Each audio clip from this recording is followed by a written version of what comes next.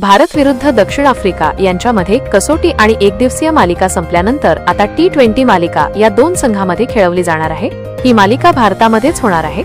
या संघाचे कर्णधारपद हे सूर्यकुमार यादव करताना दिसणार आहे। एका रोमांचक एकदिवसीय मालिकेनंतर वेगवान क्रिकेटची वेळ आली आहे। भारत आणि दक्षिण आफ्रिका यांच्यातील 5 सामन्यांची T20 मालिका 9 डिसेंबर पासून सुरू होत आहे। सूर्यकुमार यादवच्या नेतृत्वाखाली भारतीय संघ या मालिकेतही दमदार कामगिरी करण्यास उत्सुक असेल। ऑस्ट्रेलियाला त्यांच्याच मैदानावर हरवल्यानंतर टीम इंडिया साऊथ आफ्रिका विरुद्ध हीच लय कायम ठेवण्याचा प्रयत्न करेल। हार्दिक पंड्याच्या पुनरागमनामुळे संघ पूर्वीपेक्षा अधिक मजबूत दिसत आहे। शुभमन गिल देखील फलंदाजीत चमक दाखवण्यासाठी तंदुरुस्त आहे।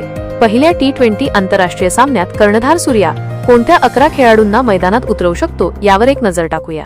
भारतीय संघासाठी आनंदाची बातमी अशी आहे की शुभमन गिल त्याच्या दुखापतीतून बरा झाला आहे आणि या मालिकेत तो फलंदाजीत उत्कृष्ट कामगिरी करताना दिसेल।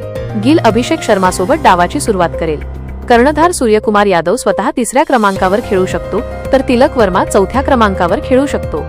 संजू सॅमसनला पुन्हा एकदा मधल्या फळीत फलंदाजी करावी लागेल।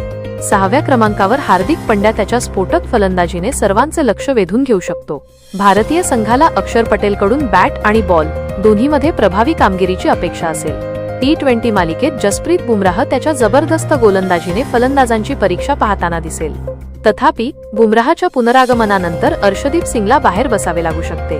हार्दिक आणि शिवम दुबे बुमराहला पाठिंबा देताना दिसतील। कुलदीप यादव आणि वरुण चक्रवर्ती फिरकी विभागाची जबाबदारी सांभाळतील। अक्षर आणि कुलदीप वरुणला पाठिंबा देताना दिसतील।